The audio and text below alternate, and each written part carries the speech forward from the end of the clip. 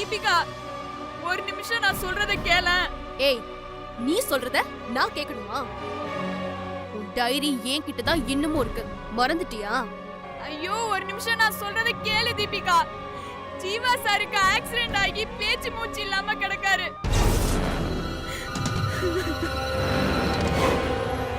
அவரை ஆம்புலன்ஸ்ல ஹாஸ்பிட்டலுக்கு கூட்டிட்டு போயிட்டு இருக்கேன். என்னடி சொல்ற?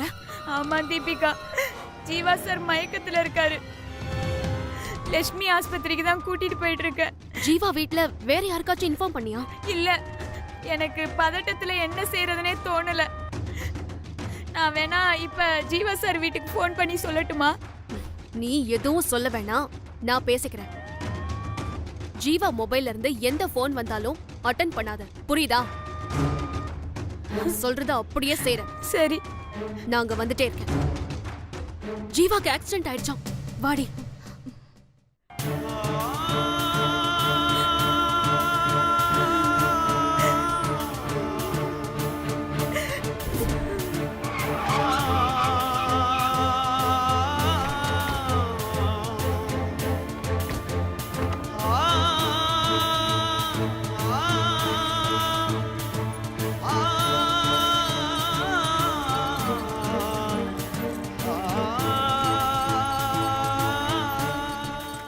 நில்லடி. உன்கிட்ட என்ன சொன்ன? ஜீவா இருக்கிற திசைய பார்க்கவே கூடாதுன்னு சொன்னல. இல்ல தீபி, நீ சொன்ன மாதிரி நான் ஒதுங்கி தான் போனேன். ஜீவா சார் தான் என்கிட்ட வந்து பேசினாரு. அப்ப கூட நான் அவரை திட்டி தான் அனுப்புனேன். ஆனா இப்படி அடிபட்டு கிடக்கிறப்போ எப்படி பார்த்துட்டு தீபி என்னால பேசாம போக முடியும்? அதான் ஆம்புலன்ஸ் பிடிச்சு கொண்டு வந்தேன். சரி, ஓகே, எனக்கு புரியுது. ஜீவாவை அப்படியே ரோட்ல விட்டுட்டு வர முடியாதுதான். நீ பண்ணது நல்ல காரியம்தான். அதான் நான் இப்ப வந்துட்டேன்ல, நீ கிளம்பு. ஜீவா சார் கண்ணு முழிக்கிற வரைக்கும் இருந்து பார்த்துட்டு போறேனே தீபிகா. எதுக்கு? ஜீவா கிட்டயும் அவங்க ஃபேமிலி கிட்டயும் ஜீவாவை நான் தான் காப்பாத்தினு சொல்லி சீன் போடுறதுக்கா? எனக்கு தெரியும்டி நீ எவ்வளவு பெரிய ஜில்லா கேடின்னு. எல்லாரும் முன்னாடியும் சீன் போட்டு நல்ல பேர் வாங்கணுங்கிறதுக்காக தானே இங்கேயே இருக்க. எல்லாம் எங்களுக்கு தெரியும். முதல்ல இங்கிருந்து கிளம்பு. தீபிகா, ப்ளீஸ் தீபிகா, ஜீவா சாருக்கு என்ன ஆச்சோ ஏதாச்சோன்னு மனசு கடந்து அடிச்சுக்குது. எங்கேயாவது ஒரு மூலையில இருக்கிறேன். அவருக்கு சரியான உடனே நான் போயிடுறேன். உனக்கும் அவருக்கும் என்னடி சம்பந்தம்? மனசு துடிக்குதாமே. வேலைக்கார நாயே, மரியாதையா போறியா இல்ல டைரிய போஸ்ட் அடிக்க கொடுக்கவா? இங்க பாரு, மரியாதையா கிளம்பு. அப்புறம் ஜீவாவை நான் தான் ஹாஸ்பிட்டல்ல கொண்டு வந்து சேர்த்தேன் அப்படி இப்படின்னு எங்கேயாவது வளர்ன உன்னை கொன்னே போட்டுருவேன். இந்த ஏரியாலயே உன்னை பார்க்க கூடாது. போடி, போடி சொல்றேன்ல, போடி. போ.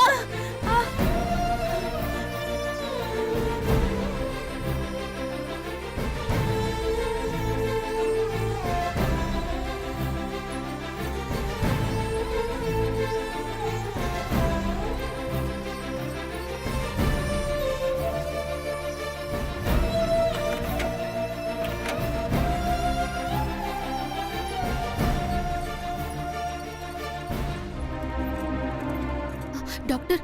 எஸ். பயப்படுற மாதிரி ஒண்ணும் இல்லல்ல? அதெல்லாம் செக் பண்ணிட்டு அப்புறம் தான் சொல்ல முடியும். நீங்க ரிசப்ஷன்ல போய் ஃபார்மாலிட்டிஸ்லாம் கிளியர் பண்ணிடுங்க. Excuse me.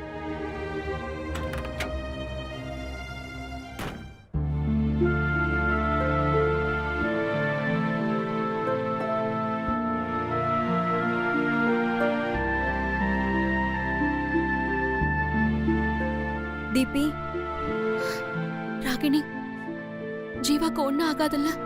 பயப்படாத தீபி, அவருக்கு ஒண்ணும் ஆகாது. நீ வா, ஃபார்மாலிட்டிஸ் எல்லாம் முடிச்சிட்டு வந்துடலாம். வா.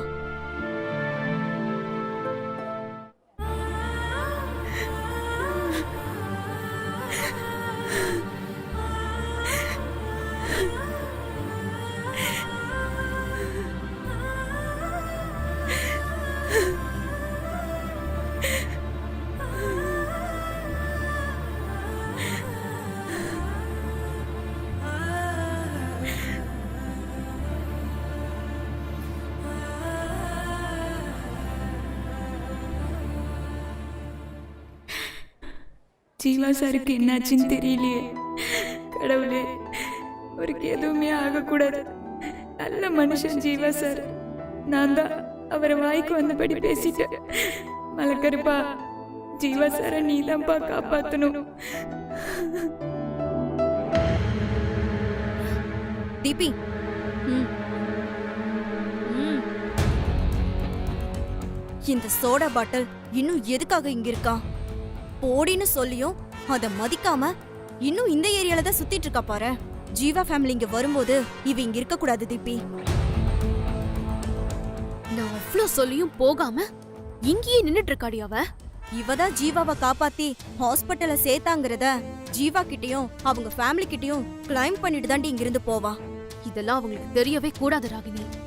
தெரியக்கூடாதுங்கிறது மட்டும் இல்ல தீபி, ஆம்புலன்ஸ் புடிச்சு கொண்டு வந்து ஜீவாவை காப்பாத்துனது நீதானு அவங்க நம்பணும்.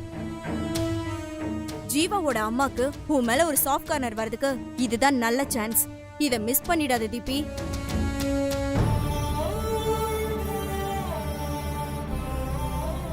அதுக்கு ஒரே ஒரு பிரச்சனை, அந்த சைத்தான் தானே, அதை விரட்டிட்டு வரேன்.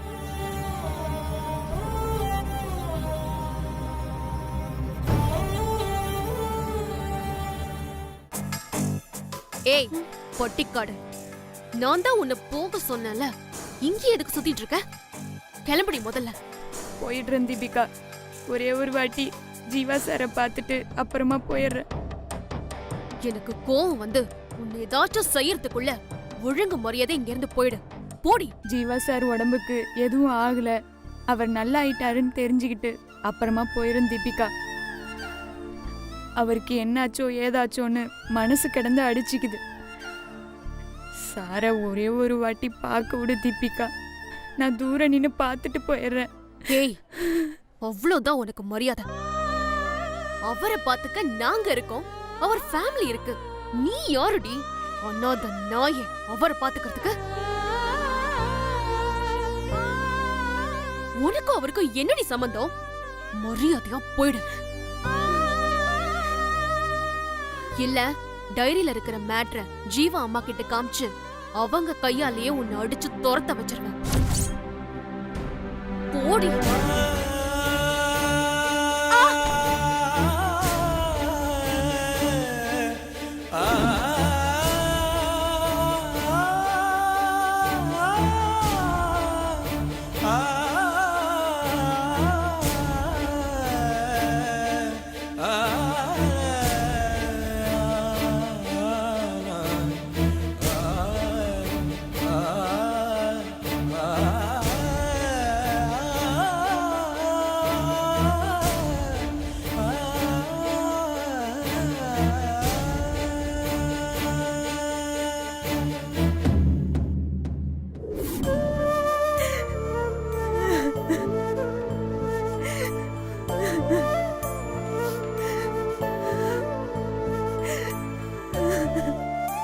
ஏன் பாப்பா அழுதுட்டு இருக்கிற?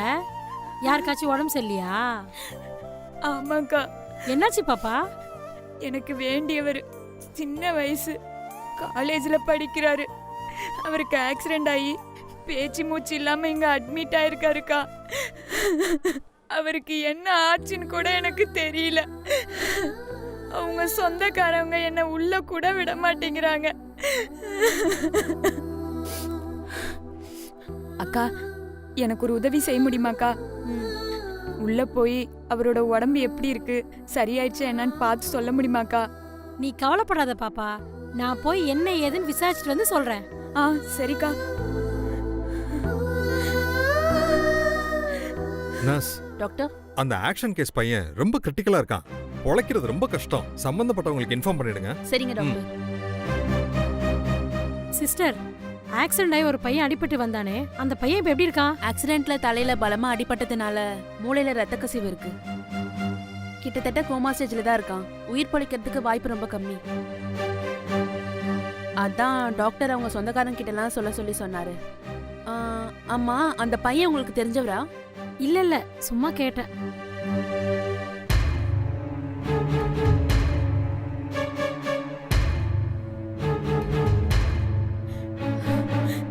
அக்கா பாத்தீங்களாக்கா எப்படி இருக்காரு? இப்ப பரவாயில்லையாக்கா?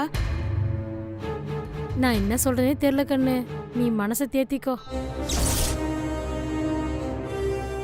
என்னக்கா சொல்றீங்க? ஆமாம்மா, அந்த பையனை ஐசியூல வச்சிருக்காங்க. பொழைக்கிறது கஷ்டம்னு டாக்டர் சொல்லிட்டாங்க. சொந்தக்காரவங்களுக்கெல்லாம் சொல்லிவிட சொல்லிட்டாங்களாமா. அந்த பையன் பொழைக்க மாட்டான்னு பேசிக்கிறாங்கம்மா. என்னக்கா சொல்றீங்க? ஆமாம்மா, அப்படிதான் பேசிக்கிறாங்க. ஐயோ ஜீவா சார், உங்களுக்கா இந்த நிலைமை? யாருக்கும் எந்த கெடுதலும் நினைக்காத நல்ல மனுஷன் அவருக்கு போய், கடவுளே உனக்கு இரக்கமே இல்லையா? என் உசுரை எடுத்துக்கிட்டு அவரை காப்பாத்து. மலை கருப்பா, உன்னதான் மலை போல நம்பி இருக்கேன். ஜீவா சார் எனக்கு காப்பாத்தி கொடுத்துரு.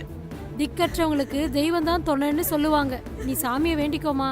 அக்கா, பக்கத்துல ஏதாவது கோயில் இருக்காக்கா?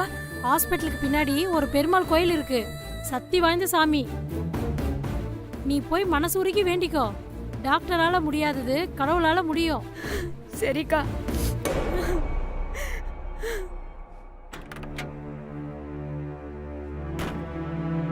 Doctor, excuse me. எஸ். ஜீவாக்கு இப்ப எப்படி இருக்கு டாக்டர்? உயிருக்கு ஒரு ஆபத்தும் இல்லம்மா. கார் மரத்துல மோதினதுனால தலையில பலமா அடிபட்டுருச்சு. ஸ்கல்லில் அடிபட்டிருக்கா, பிளட் ஏதாவது கிளாட் ஆயிருக்கான்னு ஸ்கேன் எடுத்து பார்க்கணும். அதுல ஒன்றும் பிரச்சனை இல்லைன்னா he will be all right. Doctor, வேற ஒன்னும் அடி இல்லையே? முழங்கால்ல ஒரு சின்ன இன்ஜுரி இருக்கு, அதுல ஒன்றும் பிரச்சனை இல்லை. சீட் பெல்ட் போடாம வண்டி ஓட்டியிருக்கிறாரு. ஸ்டேரிங் வீல் அடிபட்டதுனால விழாலம்ல ஏதாவது அடிபட்டிருக்கான்னு எக்ஸ்ரே எடுத்து பார்க்க சொல்லியிருக்கேன். மற்றபடி பயப்படுறதுக்கு எதுவுமே இல்லைம்மா. Thank you doctor. ஓகே.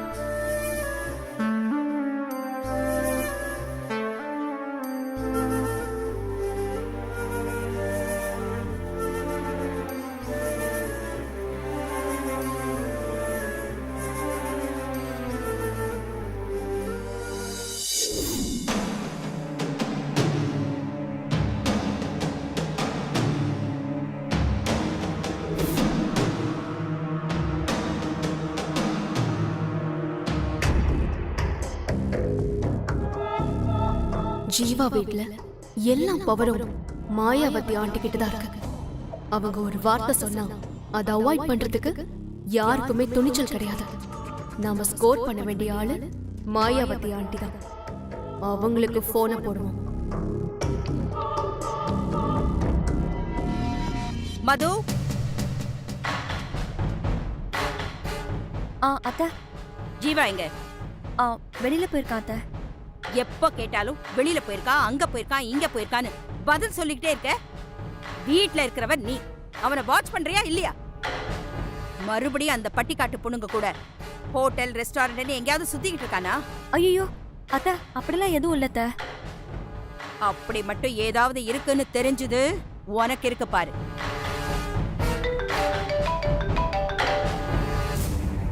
ஜீவதான் லைன்ல வர. டேய், எங்கடா இருக்க?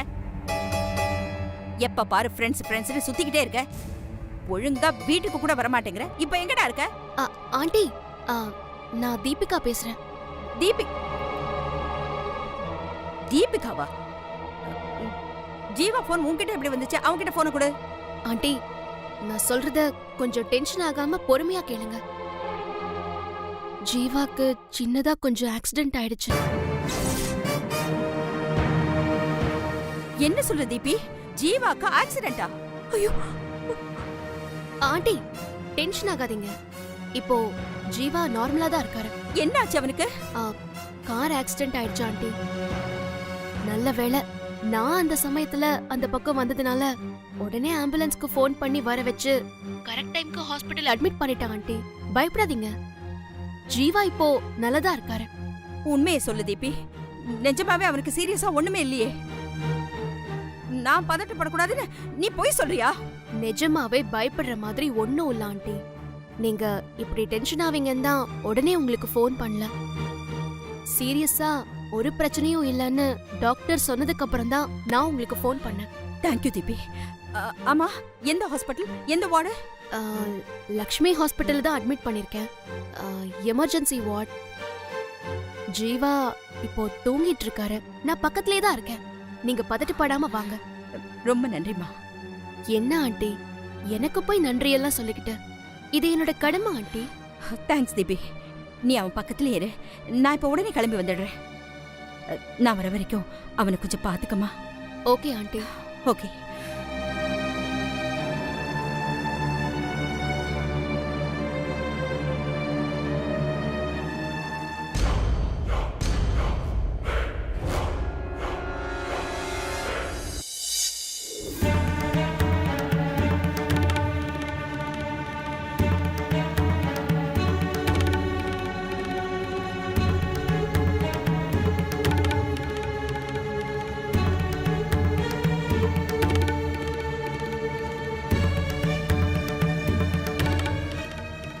பெருமாளே, நான் யாருக்கும் எந்த தப்பும் பண்ணல. ஏன் என்ன இப்படி சோதிக்கிற?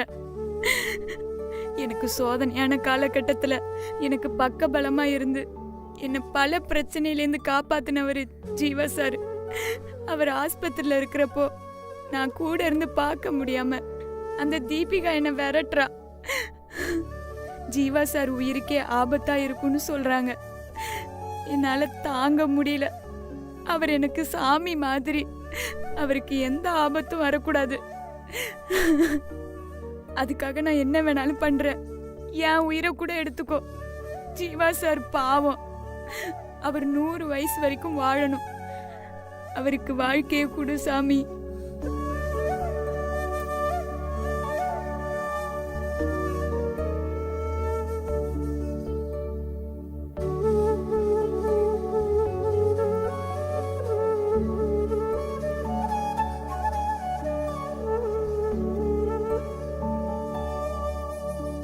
அம்மா அம்மா, உங்க வேண்டுதல் பழிச்சிருச்சுமா. அப்பா கண்ணு முழிச்சிட்டாருமா.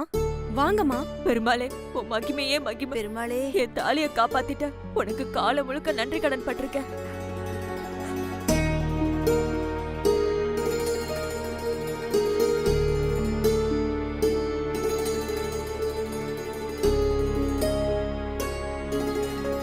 ஐயா பெருமாளே.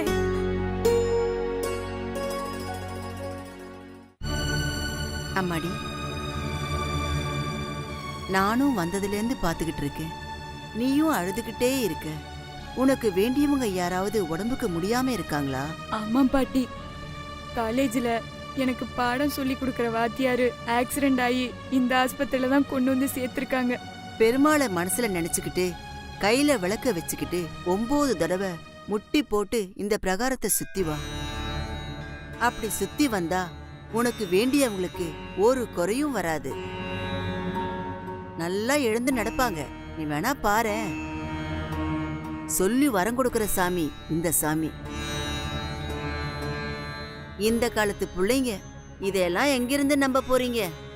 இந்த கிழவிக்கு வேற வேலை இல்லைன்னு சொல்லி நினைப்பீங்க. இல்ல பாட்டி, நான் இந்த வேண்டுதலை பண்றேன் பாட்டி.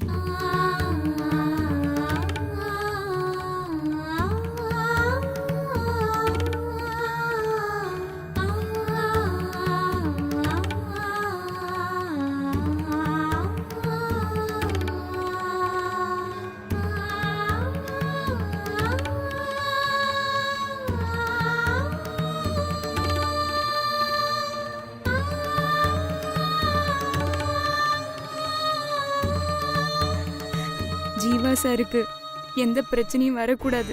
அவர் இந்த ஆஸ்பத்திரிலேயே இருக்கக்கூடாது.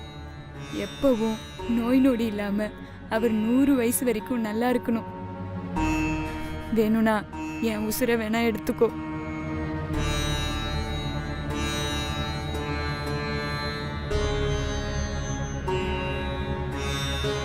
அம்மாடி, வாம்மா.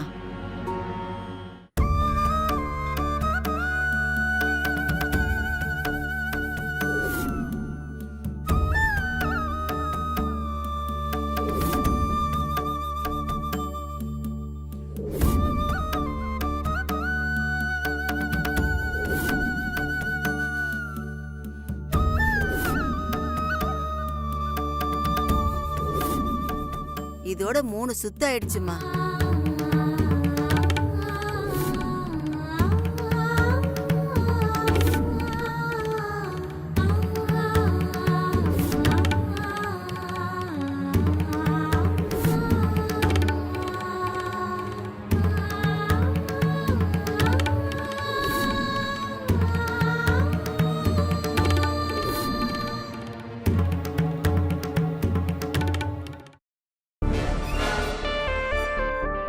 அம்மாடி இத்தோட 9 சுத்து முடிஞ்சு போயிடுச்சுமா. சரி போதும், எழுந்திருச்சு வாம்மா. இல்ல பாட்டி, நான் 108 தடவை சுத்துறேனே. இப்படி போதா கதை? அம்மாடி உன் வேண்டுதலை கண்டிப்பா நிறைவேற்றுவாருமா. வேண்டுதலுக்கும் ஒரு அளவு இருக்கு. உன் உடம்பு தாங்காது தாயி. பரவாயில்ல பாட்டி, கடவுள் ஜீவா சார் வழிய எனக்கு கொடுத்தா அவர் நல்லாயிருவார்ல. தீபிகா கிட்ட இதை உடனே சொல்லிட வேண்டியதான்.